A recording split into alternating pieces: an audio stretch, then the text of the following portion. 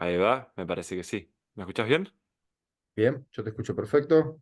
Listo, excelente. ¿Cómo andas, Emma? Muy bien, ¿qué tal, Fran?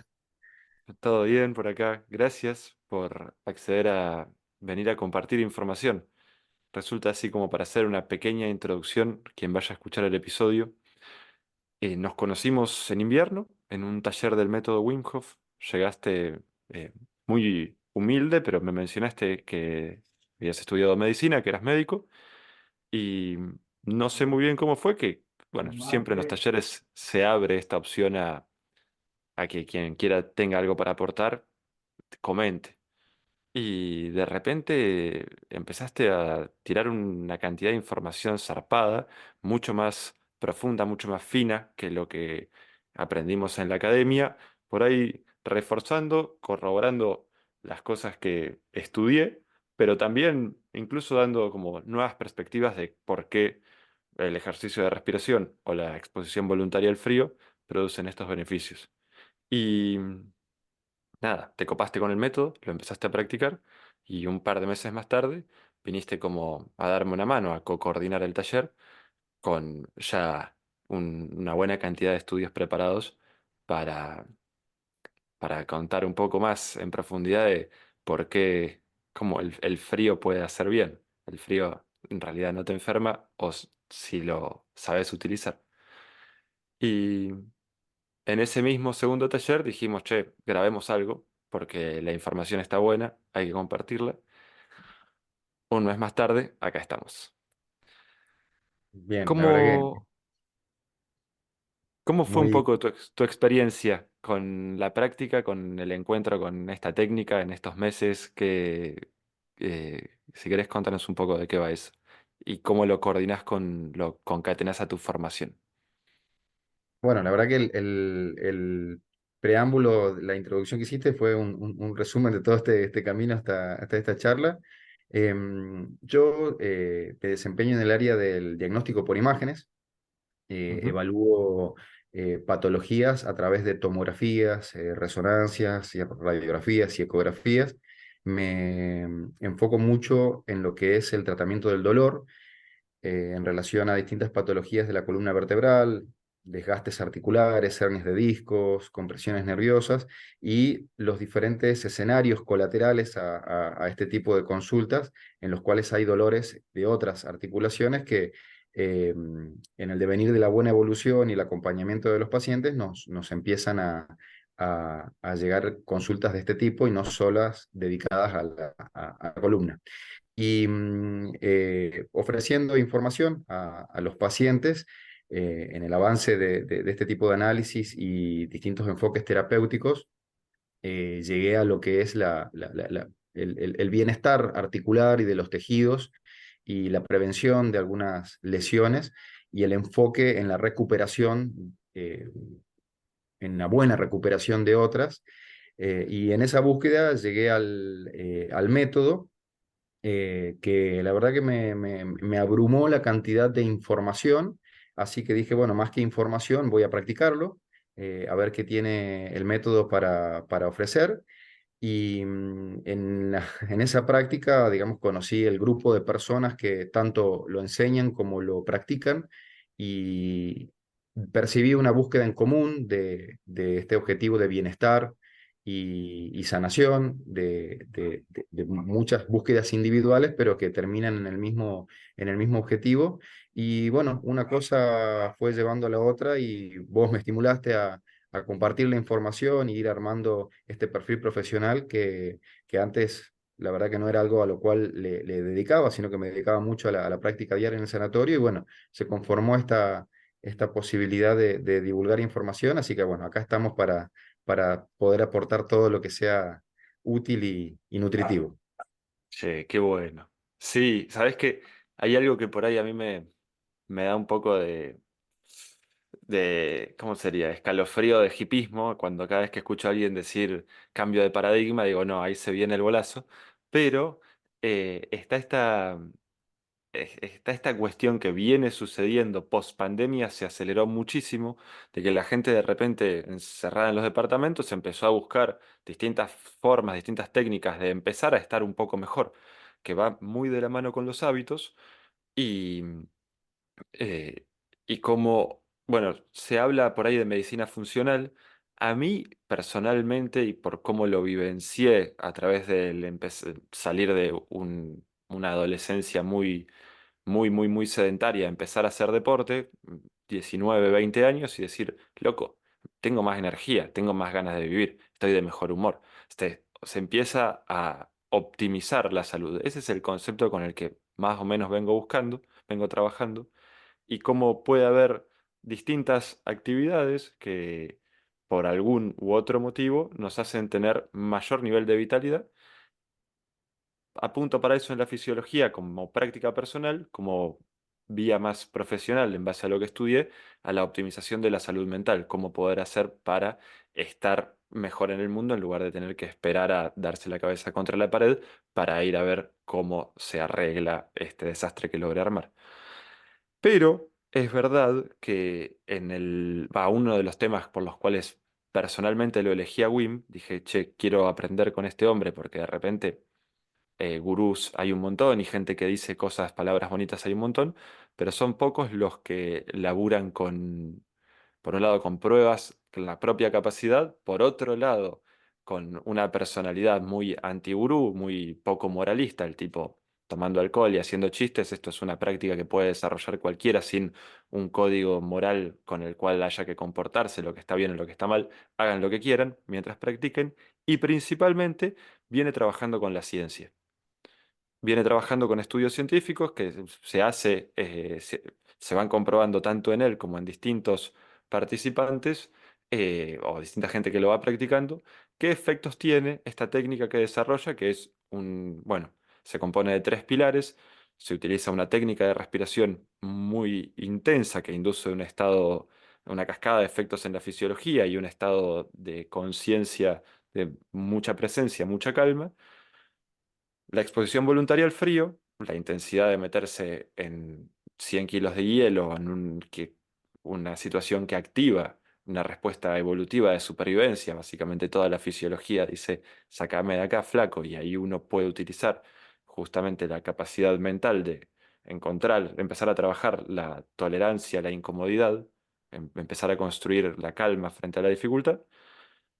El hombre viene trabajando, bueno, con distintas universidades. Antes de arrancar, recién me comentabas que el mundo del saber, o sea, que está lleno de información, que hay muchísimos papers que dicen distintas cosas, y que si bien hiciste los estudios, querías hacer una introducción sobre cómo se construye el conocimiento para la ciencia, que no es que tenga un paper que prueba A y entonces esta es la verdad, sino eso sería todo lo contrario a cómo funciona la ciencia. Pero mejor, seguro me lo venía explicando mucho mejor. A ver, sí, sí, lo que quería adelantar, que por ahí mi intención de esta conversación tiene más que ver con exponer situaciones concretas de las modificaciones fisiológicas y las distintas respuestas cardiovasculares a las diferentes instancias de la técnica, eh, cómo responden los tejidos, cómo se acomodan los tejidos a lo que estamos haciendo, qué pasa a nivel orgánico, para tratar de, con sentido común, interpretar los efectos positivos que genera en un cuerpo. Los diferentes artículos que hablan de la técnica son muy diferentes entre ellos, ya que hay diferentes cohortes, digamos, lo que corresponde al grupo poblacional que se estudia. Ujú. Vamos a encontrar algunos que son muy grandes, por ejemplo, no sé, grandes en términos de absolutos, simplemente a modo de comparar algo nuevo, digamos. Cada vez que uno evalúa algo nuevo, no necesariamente va a contar con 10.000 participantes, sino que son distintos grupos chicos, pero que evalúan justamente el impacto de lo nuevo. Y dentro de ese grupo chico hay diferentes estudios donde tenemos un estudio que es de 50 personas, otro estudio que es de 10 personas, otro estudio que es de 100 personas. algún estudio que lo siguieron por 15 días, otro estudio que lo siguieron por un mes, otro estudio que ve los efectos agudos, otros estudios que ven los efectos crónicos.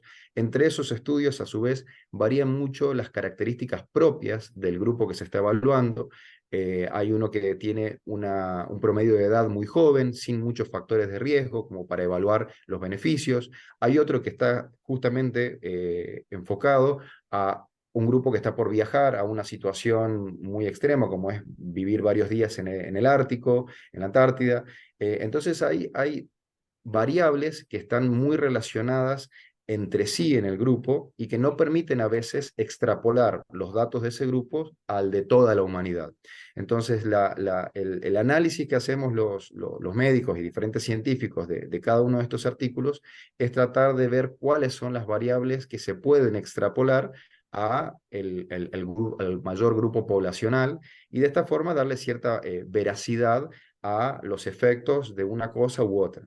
Entonces, lo que decía al principio, que te estaba comentando antes de arrancar, que no es mi intención poner en la balanza cuántos artículos dicen una cosa y cuántos artículos dicen otra cosa, porque realmente uno empieza a encontrar lo que quiere buscar. Si vamos a poner en Google efectos negativos del método de Winhoff, los vamos a encontrar, efectos positivos del método de Winhoff, los vamos a encontrar. Si buscamos cuáles son los efectos negativos que se convierten en positivos, los vamos a encontrar. Entonces, hoy el corpus de información científica es tan amplio y tan difícil de evaluar que puede tener muchísimo sesgo para alguien que no está acostumbrado a leer artículos científicos. Entonces podemos pensar de que un artículo está bien hecho cuando no es tan así, pero nos responde a nuestra consulta y ya lo utilizamos como evidencia de lo que decimos está bien.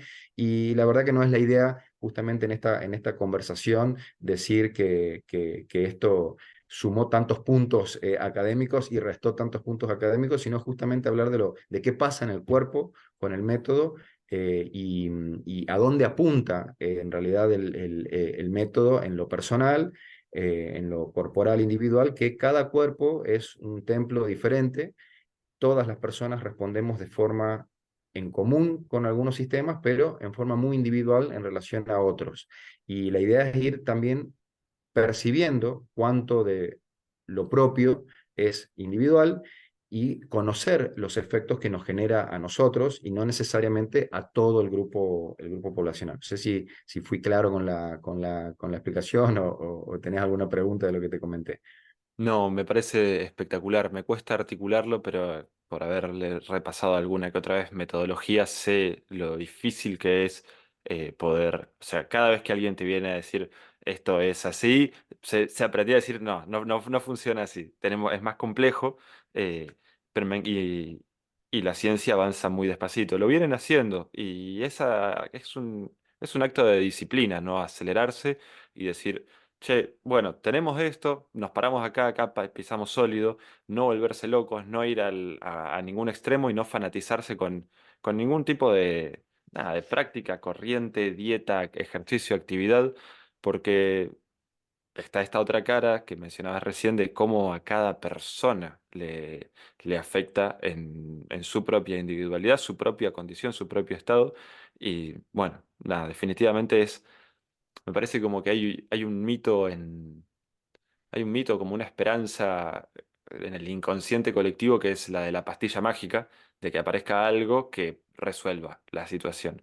Y, y me parece importantísimo siempre que se pueda ir desarmando la pastilla mágica.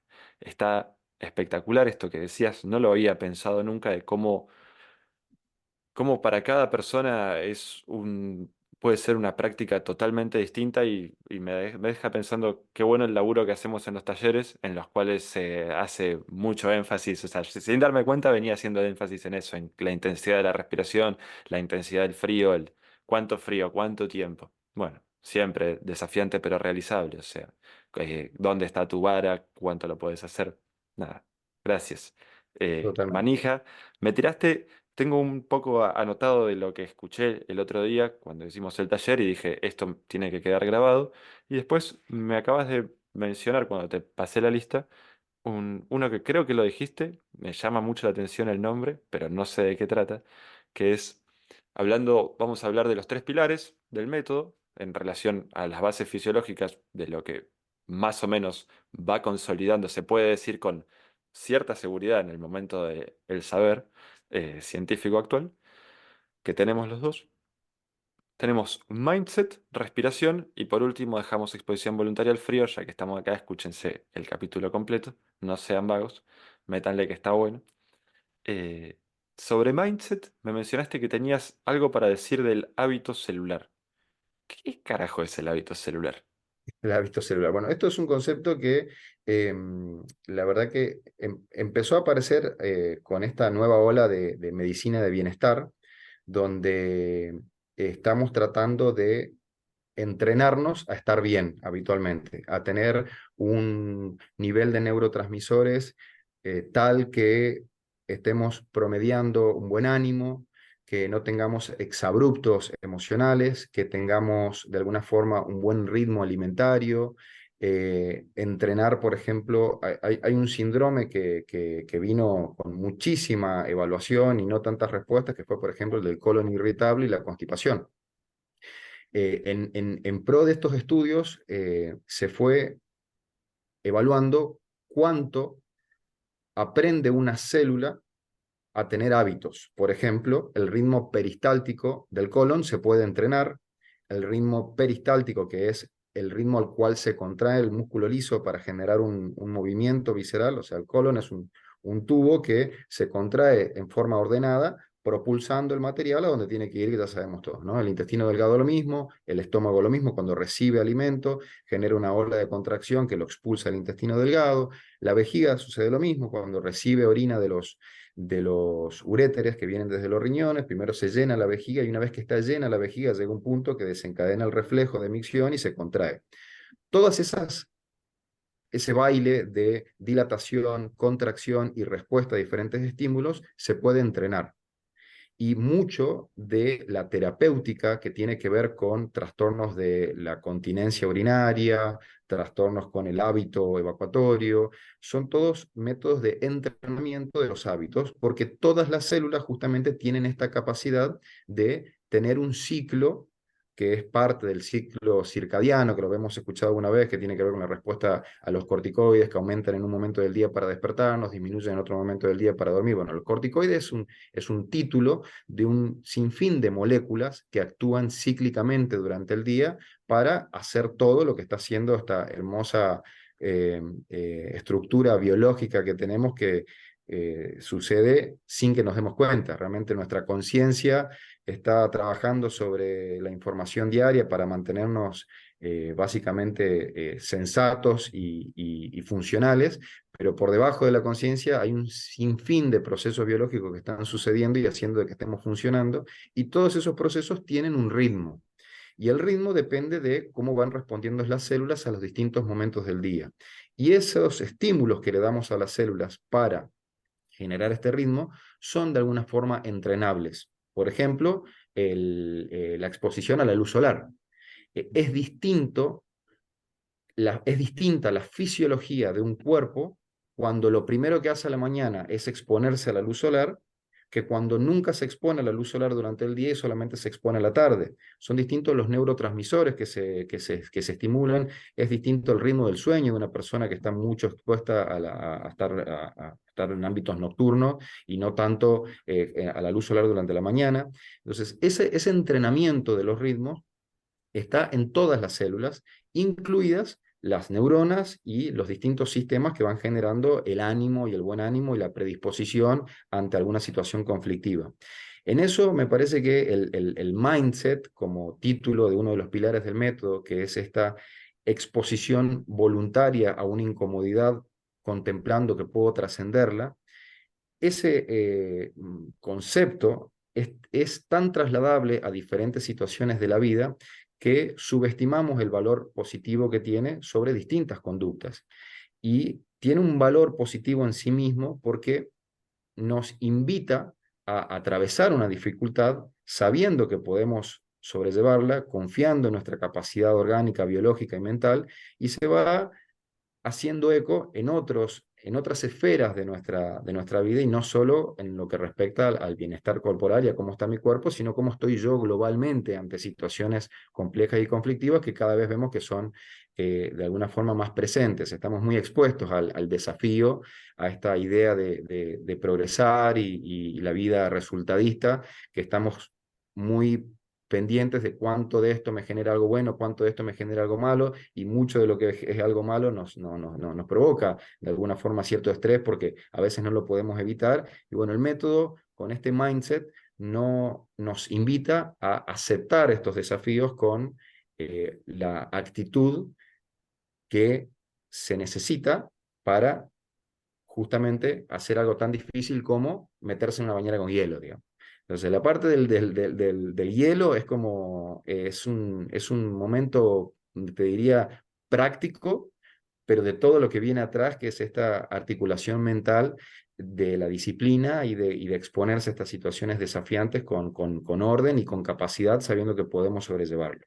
Y en eso creo que el mindset aporta muchísimo a todas las esferas de nuestra vida diaria, digamos.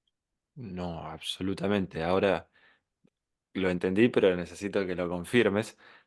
Los hábitos celulares es, porque cuando hablamos, por ejemplo, de entrenar la vejiga, no estamos hablando de entrenar la capacidad consciente de la necesidad de ir a mear. Es la propia fisiología que se entrena y se adapta a cierto hábito, que de alguna forma se puede modificar, pero es todo subconsciente, no llega al pensamiento de la vida cotidiana. Eso se puede, Exacto, es en los tejidos, entonces el funcionamiento de los tejidos celulares se pueden ir, se entrenan, se adaptan a los estímulos que se van a los que se van enfrentando de forma rutinaria y entonces este trabajo de forjar disciplina, diríamos que, bueno, yo lo pensaba, lo estuve estudiando, como la disciplina es una característica que inunda todo el resto de las áreas de la personalidad. No es que desarrollas disciplina en un aspecto y la vas a ir de alguna forma la vas a se traspola al resto de las áreas, pero la pensaba siempre como en algún área, ahora vi que están casi yéndole a encontrar dónde es, en algún área del sistema nervioso central, algún nódulo de distintas neuronas, dicen, bueno, desde acá se consolida esto. De lo que me estás mencionando vos es que no es solamente en el cerebro, no es en el sistema nervioso central, es en toda la fisiología, todo el cuerpo. Puede responder, por ejemplo, lo entrenas a exponerse al frío, a lidiar con esa respuesta innata de supervivencia, de loco, rajada acá, pánico, adrenalina, dopamina arriba, y controlarse, enviar señal de calma y decir, está todo bien, poder relajar. La fisiología entera se empieza a acostumbrar a eso. exacto. Es Ah, exactamente como lo expresas y, hermoso. y, y realmente uno tiene una cierta tendencia a separar un poco los procesos mentales de los biológicos, como si fuera que están en un área, en un compartimento aislado del resto del organismo, y realmente la mente es un subproducto de toda nuestra corporalidad y pensamos todo lo que sentimos. Así que entrenar estos procesos que son subconscientes, inconscientes y biológicos tienen un efecto inmediato en, en el resultado racional y más superficial de la conciencia. Y el feedback positivo que recibe la mente cuando concretamos una tarea es tan positivo que estimula a que querramos hacer otra tarea. Digamos, ya nos encadena en en este tren de responsabilidades y bueno, es este valor colateral que tiene con otras técnicas, con otras técnicas, no, con otros aspectos de los que uno quiere encarar. No, es hermoso, está buenísimo y siempre cuesta porque la mente que labura desde el yo, desde el ego, está el tema del orgullo, ¿viste? ¿Cómo puede ser que si me despierto a la mañana y hago una caminata al sol, voy a estar de buen humor? O sea, no soy tan pelotudo. Bueno, toda la fisiología se encuentra caminando a la mañana al sol, pasan un montón de cosas y de repente el resto del día se lleva un poco más liviano que, que si no lo hicieras, bueno, a la vez. esto te hablo totalmente de la experiencia personal, ¿no? Pero cuando toca de domingo de fisura y ya fue, me relajo, sí, empiezo a mirar un capitulito, de repente miré 6 capítulos de la serie, son las 4 de la tarde y angustia existencial máxima. Entonces, en cambio, qué sé yo, cuando cuando estoy enfocado en la práctica, eh, la vida está buenísima. Es muy loco porque, bueno, eh, pone muy en jaque eso, sí, la torre de mando, el centro de control, que gusta de Es que pensar que es responsable de todo.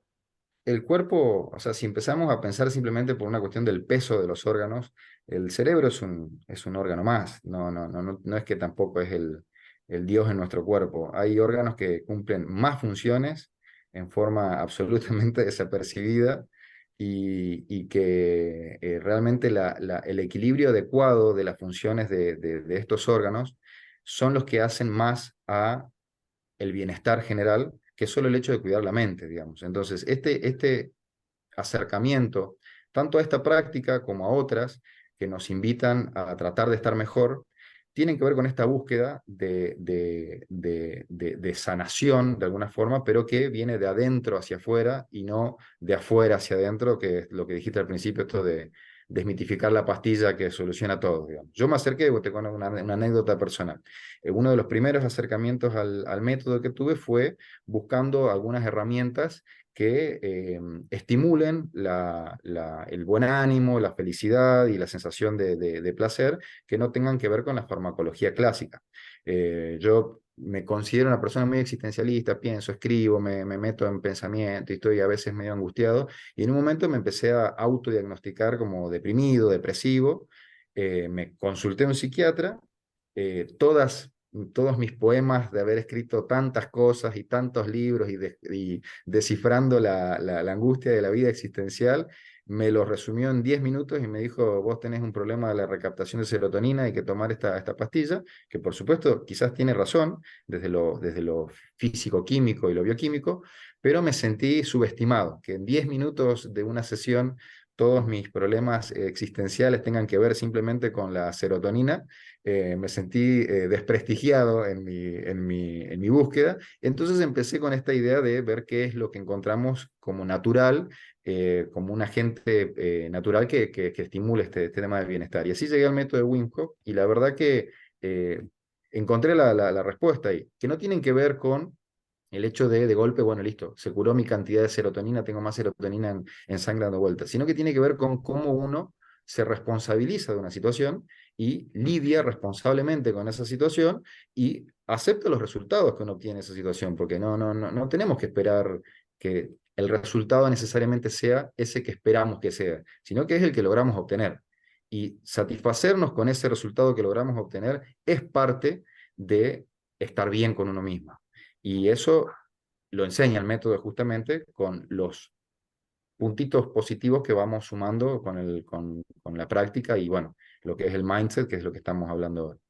Che, espectacular, Emma, sí. Bueno, para agregarle, gracias, y para agregarle a la definición de mindset, porque por ahí hay mucha gente que lo viene a encarar y es lo primero que se ve, porque es lo primero que se activa, la cuestión de, bueno, me acostumbro a lidiar con desafíos, a enfrentar la dificultad. Está buenísimo, eso es parte, pero mindset, el seteo mental, cómo está estructurada, configurada nuestra mentalidad para la psicología norteamericana, que busca ser lo más científicamente posible. Medio, para mí, peca un poco de reduccionista, justamente al decir, bueno, este fenómeno de tener una conciencia es ni más ni menos que una mentalidad y punto. Me da un toque a la pastilla del psiquiatra y la serotonina, pero sirve para pensarlo y para poder transmitirlo. Esta cuestión de que están estos dos mindsets, o el mindset rígido en el cual piensa que las cosas son como son y el mundo funciona de cierta manera y ya. Y por otro lado está este mindset de crecimiento, que la metáfora que encontré hace unos meses es cuando estamos viendo todos cómo la inteligencia artificial cada día se vuelve más capaz, esperando ese momento en el que aparezca Skynet y nos tengamos que agarrar a los tiros porque la máquina toma singularidad y se vuelve consciente de sí misma. Y cuando se vuelve consciente de sí misma, ¿qué pasa? Y empieza a aprender y a construirse a sí misma a la dirección que más o menos le quiere llevar, haciendo todo ese proceso de crecimiento que sí implica lidiar con la dificultad, los límites, los desafíos, etcétera, etcétera.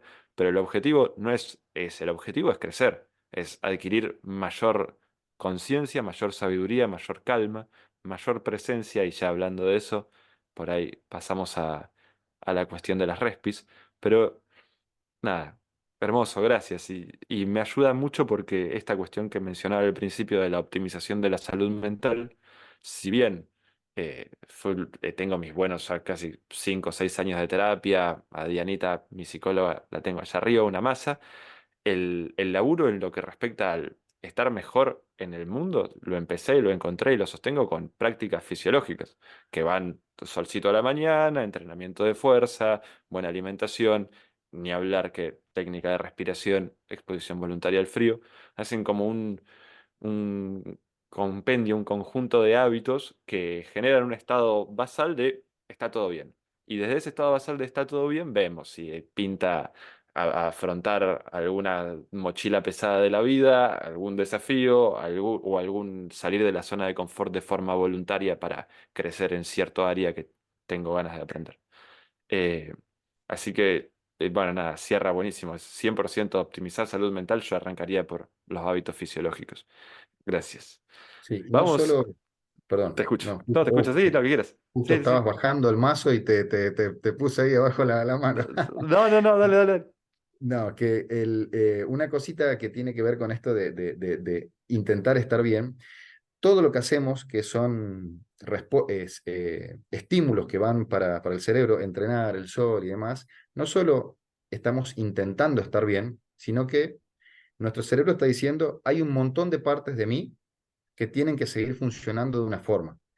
Porque cada cosa que yo no uso es cosa que el cerebro empieza a decir, bueno, esto no está funcionando, no lo estoy usando, no lo estoy usando, entonces hay que empezar a achicarlo porque me está consumiendo recursos. Y así se atrofian los músculos, perdemos movilidad, perdemos capacidad, cuando estamos un tiempo sin hablar mucho, perdemos capacidad de retórica, no hablamos claro, cuando no escribimos mucho tiempo, queremos sentarnos a escribir algo y nos cuesta tener una idea coherente. Entonces, el hábito de mandarle señal al cerebro nutre eso que estamos haciendo, el tejido que está recibiendo esta información. Y realmente entrenar, hacer fuerza, que el cerebro dice, bueno, todo mi cuerpo está haciendo fuerza, tengo que mantenerlo al cuerpo activo, a todos estos jugadores haciendo lo que tienen que hacer para que cumplan la función que tienen que cumplir.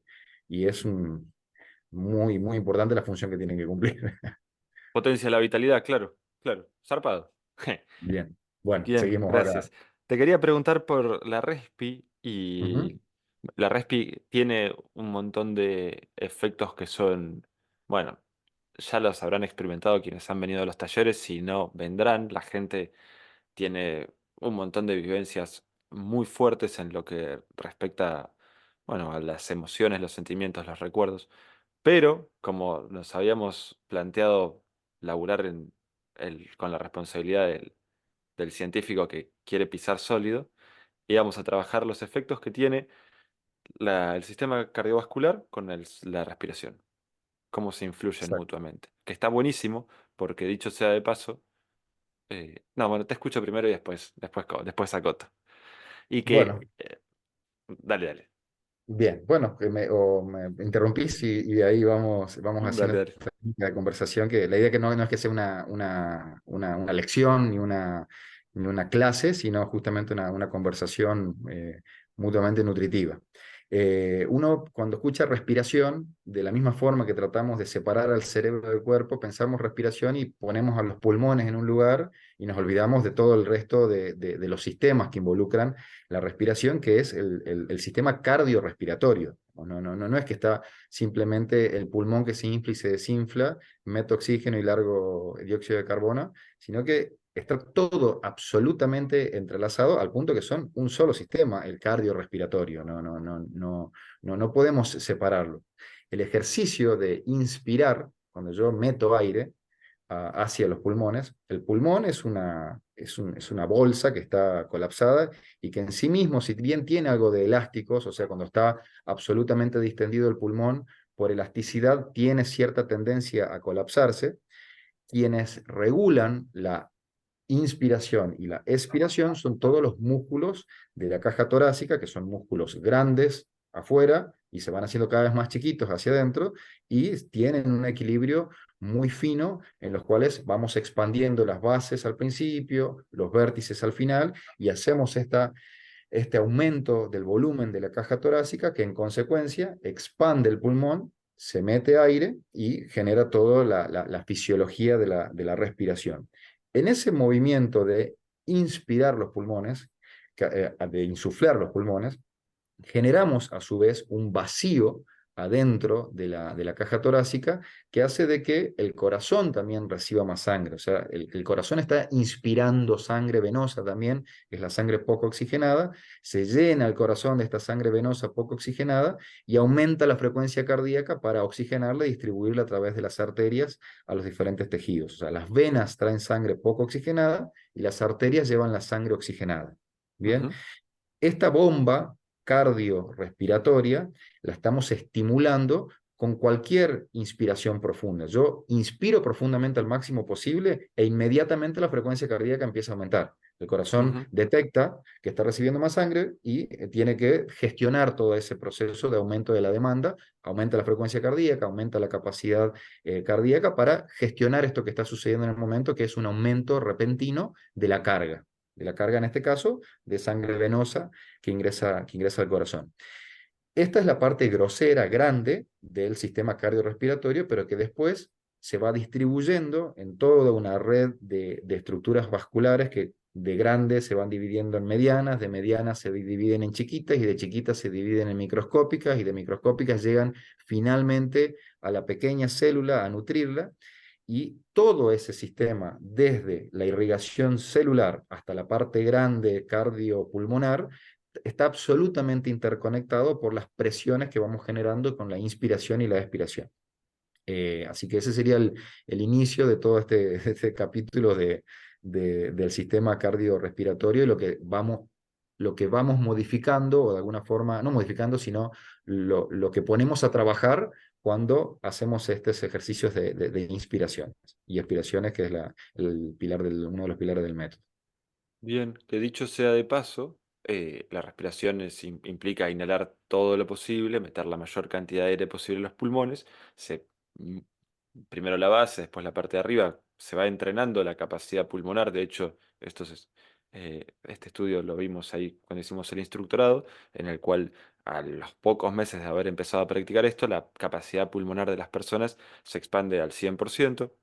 Se elabora mucho esa caja torácica, es como un ejercicio para eso. Pero lo que te quería preguntar entonces es este efecto de vacío digamos, estimula, acelera o potencia el laburo de oxigenación del torrente sanguíneo, producto del el latir del corazón y el vacío que crea cuando inhalamos fuertemente. Mencionabas algo de que lo lleva a todos se produce en menor escala en los distintos tejidos del sistema cardiovascular eh, completo. ¿Tiene algún tipo de efecto positivo en el sistema cardiovascular hacer este ejercicio? Entonces, te pregunto por lo siguiente, esta es la realidad. Escucho muchas historias de evidencias anecdóticas de recuperación de distintos temas y una me dejó las evidencias anecdóticas son cuando tenemos a una persona que dice, haciendo tal cosa, me recuperé de tal situación o tuve tal efecto. Al no ser un estudio científico, ni siquiera individual, no podemos decir que la variable que haya producido este nuevo estado de recuperación haya sido ese hábito o actividad, o capaz que el mismo placebo que te produjo el hábito o la actividad. Entonces, no, digamos, no es evidencia de nada, pero a la vez siempre es muy fuerte escuchar gente que viene y te dice, sí, empecé a hacer esto y de repente me Claro, recuperé. Bueno, acá hay algo para prestarle atención, o por lo menos una pregunta para hacer. Y la pregunta que te hago, tal vez me puedes ayudar, tal vez no, es, escuché un caso, no de una persona me contó que a otra persona le había pasado que haciendo el ejercicio de respiración sin exposición al frío pudo dejar de tomar la medicación para la presión arterial. Nosotros tenemos en el método este tema de que quienes son hipertensos no pueden realizar la práctica, por lo menos no el taller en 100 kilos de hielo, ya que al hacer una exposición al frío muy intensa se produce vasoconstricción y eso aumenta la presión en el pecho, en la cabeza, cosa que si ya hay hipertensión no es para nada recomendable. Eh, Siempre está la pregunta, la posibilidad de, bueno, laburando con un profesional, con tu médico que sabe tu caso, tal vez ir mucho más gradual, pero bueno, por este motivo y alguna otra cosa que he escuchado respecto por ahí a que la respiración produce vasodilatación, en realidad no lo he escuchado, lo estudié, produce vasodilatación por el cambio entre el balance entre el oxígeno y el dióxido, otros temas, como que tuvieran un efecto bueno, que podría ayudar al sistema cardiovascular. ¿Se entendió la pregunta? ¿Qué Sí, te parece a vos, así sí, sí, puramente entiendo, personal? Bien. entiendo a dónde vas. A ver, por ejemplo, hay un estudio que se publicó en octubre del 2023 que es de 40 personas que miden todos los factores importantes que tienen que ver con efectos cardiovasculares, que son la velocidad de flujo de la sangre dentro de las arterias, la velocidad central del flujo, que eso habla, es como una manguera con la que regamos el jardín, digamos. Nosotros apretamos la manguerita y sale a mayor presión. ¿No? Ujú. Esa es la presión arterial, tiene que ver con a cuánta presión está yendo la sangre adentro de nuestras mangueras, que son las arterias. Esa es la presión arterial. Entonces, lo que midieron en estos estudios son la velocidad de flujo, la presión endoarterial, como expresión de aquellos procesos que rigidizan la pared del vaso y demás. Eran un montón de parámetros que eran todos muy útiles de evaluar, pero en un grupo que estaba compuesto por personas de aproximadamente 25 años, más o menos 5 años, y ninguno tenía un índice de masa corporal muy grande, con lo que nadie tenía sobrepeso ni factores de riesgo arterial. Entonces, claramente, no se pudo ver tanto de los efectos a largo plazo de este tipo de variaciones. Entonces, ahí es como un estudio que me hubiera gustado tener más información al respecto de personas con más sobrecarga cardiovascular, como ya hipertensión diagnosticada, y enfermedades cardiovasculares de arteriosclerosis, pero no hay de grandes cortes. Ahora, ¿qué hace esto? ¿Qué hace el método que creo que es muy beneficioso en lo que respecta a la salud arterial? Cuando nosotros nos dedicamos a cuidar un jardín y tenemos una manguera a la intemperie y no la usamos nunca, lo que pasa con la manguera es que se va resecando, se empieza a doblar y cuando abrimos la canilla para regar las macetas vemos que sale o con un chorrito finito, largo, deja de tener la función normal que esperábamos que tenga esta manguera porque se fue resecando, perdió Ujú. la elasticidad normal que tiene que tener para mantener una presión constante. Eso pasa con las pequeñas arterias y venitas cuando no las estamos utilizando bien o bien cuando se empiezan a dañar por el depósito de colesterol, que es uno de los grandes dañinos de las estructuras arteriales. Las paredes de los vasos que se empiezan a envejecer un poquitito se ponen rugosas y se van depositando los cristales de colesterol que tenemos acumulado en sangre cuando hay mucha cantidad de colesterol, y esos acúmulos de colesterol van generando una inflamación crónica en el tejido del vaso, que es un tubito. El tubito si cortamos una arteria a través, vamos a ver que tiene células que recubren la parte de dentro del vaso, después una parte por debajo de las células que es lo que nutre a estas células, y después por afuera una capa cerosa que termina de formar la estructura de la manguera interior, digamos. Esas células se inflaman por los depósitos de colesterol, la inflamación celular, los mediadores de inflamación celular van generando una inflamación primero aguda, después crónica, el vaso se va engrosando, o sea, la pared de la arteria se va engrosando, y al engrosarse la pared de la arteria se afina la luz por donde pasa Ujú. la sangre, y al afinarse la luz estamos haciendo lo que es apretar la manguera para que se haga más fuerte, o sea, estamos aumentando la presión adentro de esta estructura. Por lo que hace este método básicamente es, a través de esta inspiración profunda y expiración y estos movimientos tan enérgicos de inspiraciones y expiraciones, estamos mandando mandando sangre a estos pequeños vasos que pueden estar un poquitito duritos y empezamos a generar este movimiento de elasticidad vascular que lo que hace es tratar de mantener saludable una estructura que tiene que ser elástica y no estar engrosada. Entonces, estamos entrenando las Mm. pequeñas arterias y venitas para que no pierdan la elasticidad y puedan responder fisiológicamente a las diferentes exigencias donde a veces hay que tener la presión aumentada. No es que siempre tenemos que tener la presión baja. Ante una situación de estrés en el sentido de, por ejemplo, me pongo a hacer ejercicio, va a aumentar la presión. Me pongo un poco nervioso, va a aumentar la presión. Es normal que eso suceda porque nuestro cuerpo detecta que necesita más que lo habitual para en otro momento, digamos. Se prepara para la Entonces, acción. exactamente, tener los mecanismos de preparación para la acción bien aceitados hace de que este mecanismo sea eficiente y no exagerado. Entonces, la elasticidad de las diferentes estructuras arteriales va haciendo de que progresivamente, si yo tengo una estructura arterial al final, acá está la bomba que larga sangre y acá está la estructura arterial más chiquitita. Si esto está rigidizado y yo contraigo acá, en la línea aumenta la presión. En cambio, si esto tiene cierta elasticidad, va sosteniendo esto que yo voy mandando y hace de que a largo plazo no tenga el factor de daño arterial que aumenta la presión arterial, sino que voy previniendo tanto el depósito de colesterol en las arterias porque hay hiperflujo vascular y a su vez la elasticidad de las paredes de las arterias se mantiene más conservada. Eso dentro de lo que respecta a lo vascular concretamente. Los Zarpado. estudios, por ejemplo, en algunos casos dicen que baja la presión sistólica 4 a 5 milímetros de mercurio y la diastólica más o menos lo mismo, un poco menos. A los fines de cuánto baja realmente la presión, no es que es lo que más importa, sino que la salud arterial se mantiene mejor por más tiempo cuando estamos ejercitando el sistema cardiovascular de esta manera. Hermoso. Bien, entonces ese caso del tipo que me contaron, que tal vez anda a chequearlo, teóricamente podría llegar a ser así. Digamos que esto, entiendo, ¿no? Que estos vasitos sanguíneos que se van secando como la manguera, que son ínfimos, o sea, milimétricos, eh, si poner, por ejemplo, ya están medio atrofiados. De todas formas, con un cambio de hábitos, con práctica de respiración, buena alimentación, ejercicio, nutrición apropiada, etcétera, etcétera. La biología tiene esta cuestión hermosa de que se empieza a recuperar a sí misma.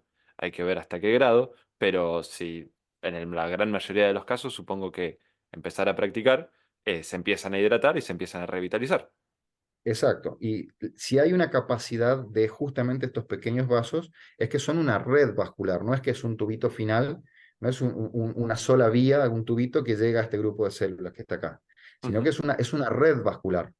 Están Como una todas telaraña. interconectadas. Exacto, es una telaraña vascular, donde esa telaraña, unas partecitas de la telaraña empiezan a ponerse duras y globalmente aumenta la presión de toda esa red del tejido. Entonces, Claro, cuando nosotros estamos entrenando esa red vascular, hacemos que, si bien una partecita puede estar dañada, hago que el resto de la red vascular tenga el término es compliance, digamos que puede adaptarse a la presión endovascular que viene por ese aumento del torrente sanguíneo.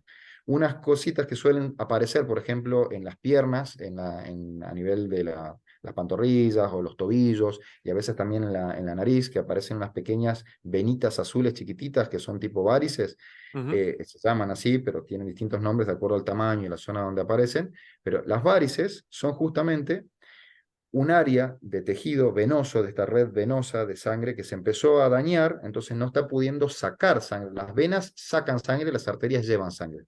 Esta red de venas que tiene que sacar sangre también se daña, entonces hay una venita que quedó con demasiada cantidad de sangre para ser drenada y que aparece como una respuesta de esta red, pero con un área que está demasiado hipertrófica y visible porque es el claro. único sitio donde puede drenar la sangre.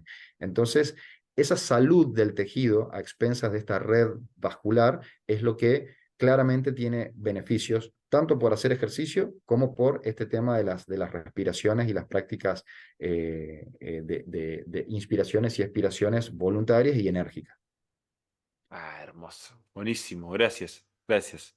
Era una duda que tenía ahí dando vueltas buenísimo ya tener esta base.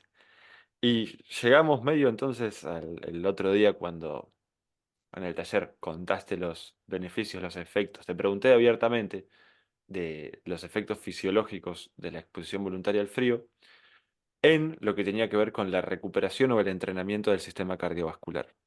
Dicho sea de paso, hago paréntesis, estamos dejando por fuera distintos aspectos de la respiración o el mindset o incluso la exposición voluntaria al frío para trabajar en esta cuestión bien fisiológica de base de qué es lo que pasa cuando nos enfrentamos, nos encontramos con estos estímulos. Los otros capaz que quedan para un siguiente episodio, eh, porque es infinito, si no. Hay tantas partes del cuerpo que responden a esta técnica que esto sirve simplemente a modo de introducción, de tocar temas interesantes y de a la vez ponernos a disposición de que quien tenga dudas nos puede preguntar y que sea también una invitación a la curiosidad de que quien quiere involucrarse con el método cuenta con quienes lo practicamos y quienes estudiamos para tratar de ofrecer información, porque realmente es muy amplia la cantidad de cosas que podemos decir y la forma de la que podemos ir encarándolo, así que imposible agotar todo en esta charla, pero bueno. eh, Pero el recorte está buenísimo porque es ideal diseñado para la persona más escéptica y no dejamos, estamos hablando de algo que no me canso de remarcar que es absolutamente gratis porque es aire y frío, o sea, accesible a cualquiera que tenga más o menos idea, que aprenda cómo utilizar estas herramientas. Y entonces te pregunté así abiertamente, che, estuve buscando, lo leí, lo estudié, me dije, como capaz que algún paper en la academia me dieron que no me acordaba el nombre, cómo funcionaba como entrenamiento cardiovascular. Mi principal referente era WIM, que te dice 120.000 kilómetros de venas y arterias, son 2 vueltas y media al planeta Tierra, exponerse al frío las comprime y son micromúsculos, entonces se van fortaleciendo esos músculos. Me alcanza, me parece que lógicamente tiene sentido, pero hablaste de los vasos, lo pudiste contar de una forma mucho más precisa y si lo pudieras más o menos mencionar estaría buenísimo volver a escucharlo. Bien. A ver, a mí por un aspecto muy peculiar de quien se mete al agua helada y sale es que inmediatamente tiene la piel roja, ¿no? Ujú. Sale con la piel enrojecida. El primer efecto de la exposición al frío es la vasoconstricción, digamos. El músculo de las pequeñas arterias que están en los tejidos reacciona con vasoconstricción porque un músculo expuesto al frío se contrae, ¿sí? Ese es el primer efecto, es la vasoconstricción. Una vez que hay vasoconstricción, hay una leve hipooxigenación del tejido, o sea, no está llegando tanta sangre como debería llegar para ese tejido, por lo que el tejido empieza a liberar distintos mediadores y proteínas y moléculas que le dicen a la arteria y la vena, mira que necesito sangre, me estoy Ujú. quedando sin sangre, por favor, mándame más porque me estoy quedando sin. Sigue estando contraído el músculo de los vasos que está llevando sangre a ese tejido por un tiempo hasta que la cantidad de esto que se acumuló le gana al efecto del frío y hay una vasodilatación que es mucho mayor que lo habitual porque se dejó acumular esta cantidad de mediadores por la exposición al frío. Sumado a eso, tiene el objetivo de la preservación de la temperatura corporal. El cuerpo se expone al frío y dices, tengo que empezar con la termogénesis para mantener mi temperatura siempre igual. O sea, nosotros tenemos que tener la temperatura corporal a 37,5 grados sí o sí para que funcionen las enzimas. Cuando empiezan a alterarse, si se sube mucho la temperatura, se activan unas enzimas, si se baja mucho la temperatura, se activan otras enzimas. Y todas esas tienden a justamente equilibrar la temperatura. Cuando todas las arterias y venitas se vasodilatan, llega más sangre a los tejidos y es lo que pasa con la piel que se pone toda roja. Y esa sangre que llega a los tejidos justamente va lavando todos los pequeños mediadores que fueron diciendo necesito que venga más. Entonces limpio toda la red de tejido de estos mediadores Y llegó toda esta sangre para hacer lo que tiene que hacer, que es reparar el tejido y responder al pedido de esta célula que dijo, me estoy quedando sin, mándame más. Llega de golpe mucho más de lo que necesitaba y con eso vienen plaquetas, mediadores de la reparación y un montón de factores que intervienen tanto en la recuperación del tejido como en la reparación, como el recambio celular. Y por ejemplo, en lesiones articulares, la recomendación de ponerse hielo mucho tiempo va en relación a esto, donde hacemos de que nuestro cuerpo nos mande más sangre, que es lo que va a reparar el tejido. Y cualquier articulación que recibe mucha sangre es una articulación que va a estar más tiempo, más saludable que aquella que recibe poca sangre. O sea, una patología muy común que deviene en alteraciones de las articulaciones, por ejemplo, es la diabetes. La diabetes lo que provoca justamente es un daño, se llama microangiopatía. La microangiopatía diabética tiene que ver con el daño de microangio, hace referencia a los pequeños vasos. ¿Sí? Las Ujú. pequeñas arterias son las microangio. La microangiopatía es la patología de estas pequeñas arterias. Las pequeñas arterias en el diabético tienden a desnaturalizarse, a endurecerse y algunas dejan de funcionar. Entonces los tejidos empiezan a tener menos sangre y por ende son menos factibles de recuperación. Una cirugía en una persona diabética tiene más tiempo de recuperación y de cicatrización. Los pacientes diabéticos empiezan a ver un poco menos porque la retina, que necesita sangre para mantener las células retinianas con vida, empieza a tener daños de estos pequeños vasitos y se mueren las células retinianas. Las articulaciones, por ejemplo, van teniendo desgaste articular precoz porque llega menos sangre a la articulación, se nutre menos el hueso, se nutre menos el cartílago, empieza a degenerarse el cartílago, empieza a degenerarse el hueso, se atrofia el músculo y no tenemos nada de lo que hace que tenga que funcionar normalmente la articulación. El hielo es un antídoto de alguna forma, siempre parcial, digamos, no estamos poniendo acá el foco en que hace todo lo que necesito que haga, pero contribuye justamente a contrarrestar estos efectos, donde estimulo a que hayan microangios, a estos pequeños vasitos, que estén bien entrenados, manteniendo la salud del tejido.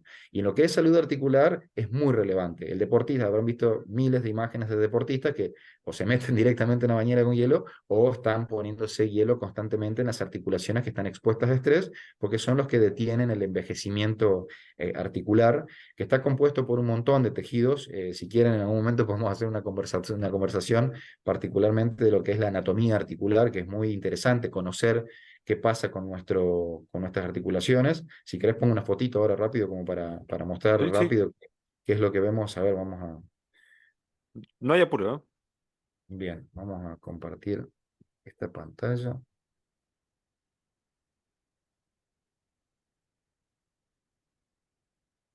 A ver, por ejemplo, este es un esquema muy básico de lo que es una articulación de la rodilla, donde tenemos la rótula.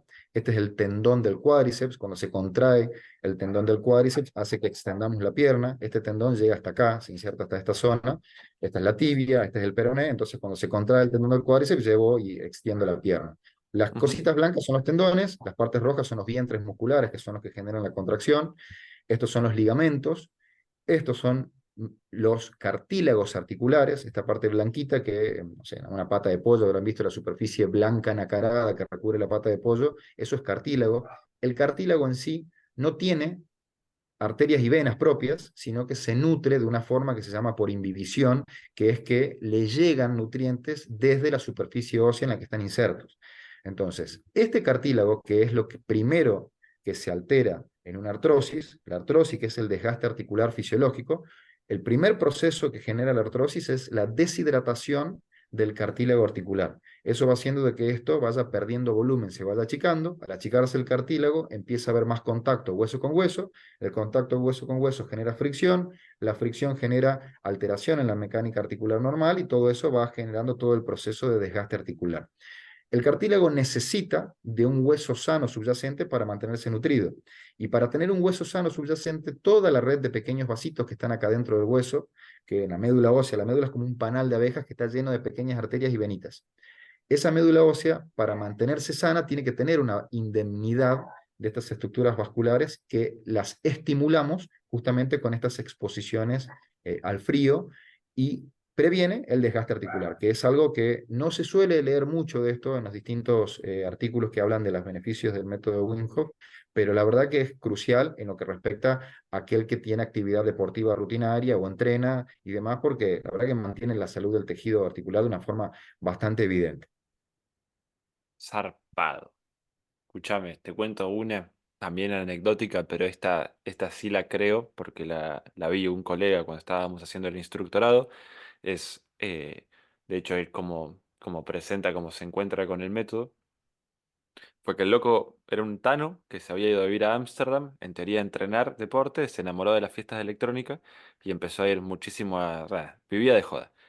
Y en un momento, a los 31, 32, le empezó a doler la cadera, le empezó a doler la cadera, le empezó a doler la cadera, y tanto que se la fue a hacer ver y le dijeron que le faltaba cartílago. Pues como que tenía, no sé cómo se llama esta condición, siempre me la confundo cuando el cartílago, Artrosis, artrosis, artrosis, artrosis de artrosis. cadera. Bueno, un garrón de 32 años, artrosis, suena a vejez absoluta, es como acá la quedé.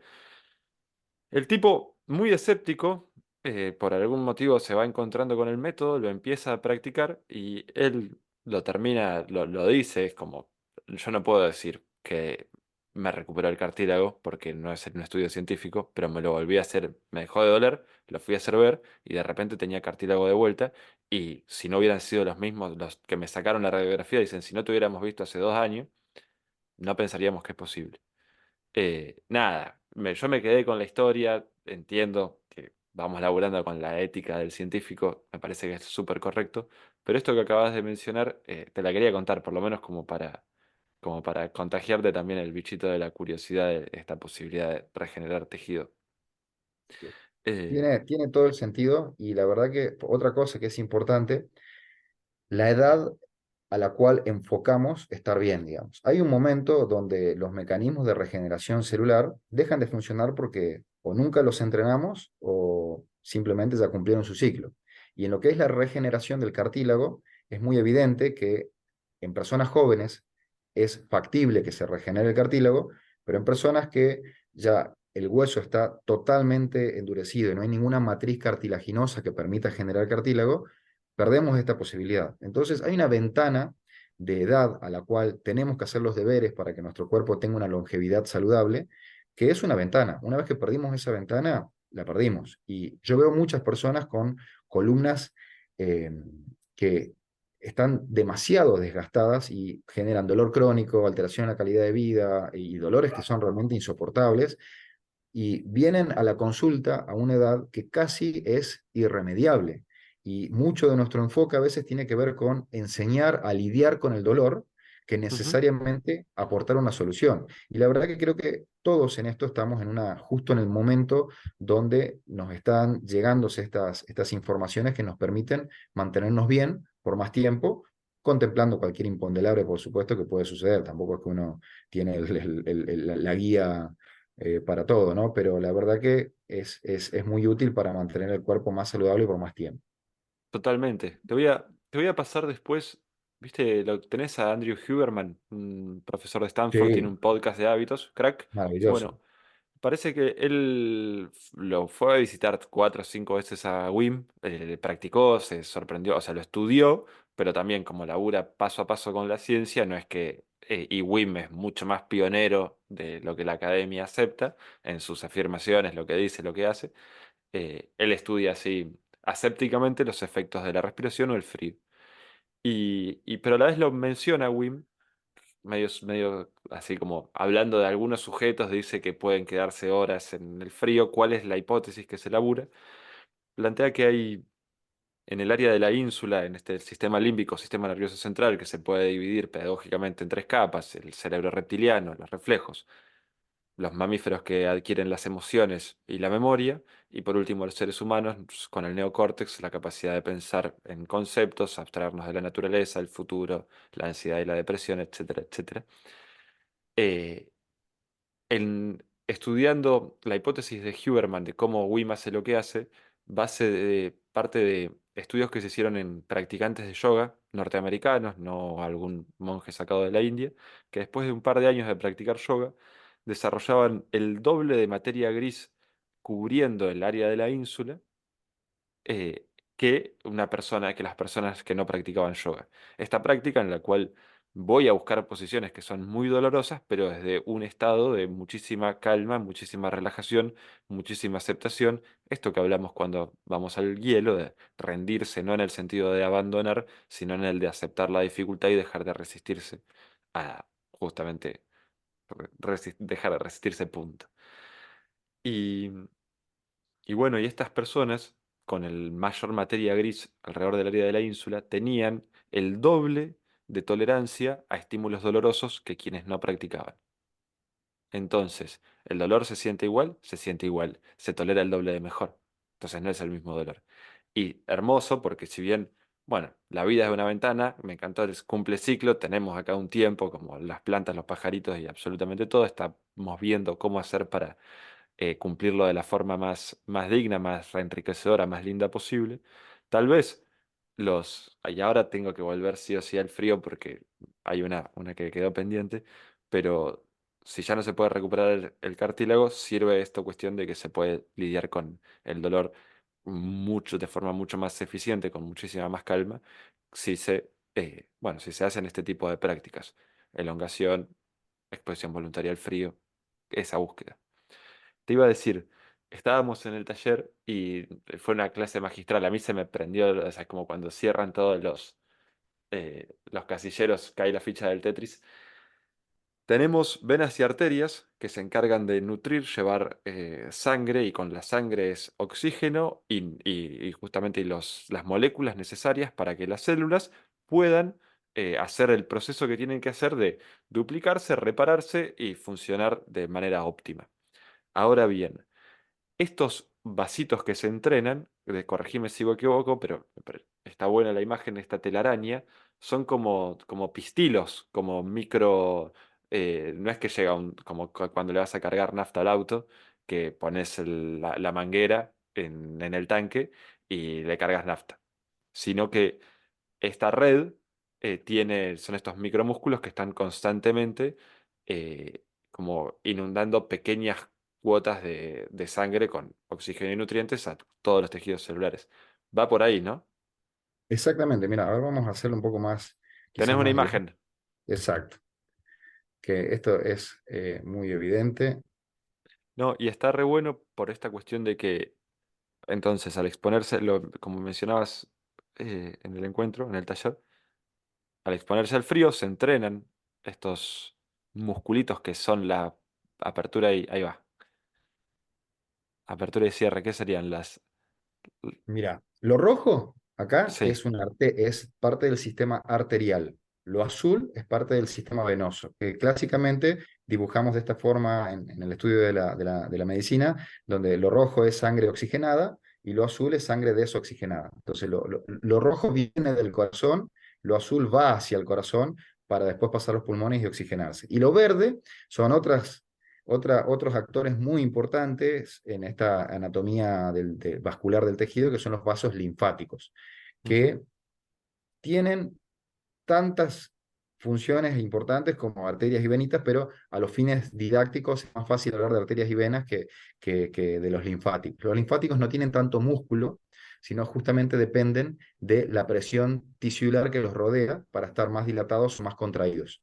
Que eso también es importante en relación a lo que estamos hablando, ya que la arteria, esta red, que es lo que estamos hablando, de que estoy tratando de mantener saludable, llega sangre por este vaso y ingurgita toda esta red vascular, la ingurgita, la llena y después las venitas se lo llevan.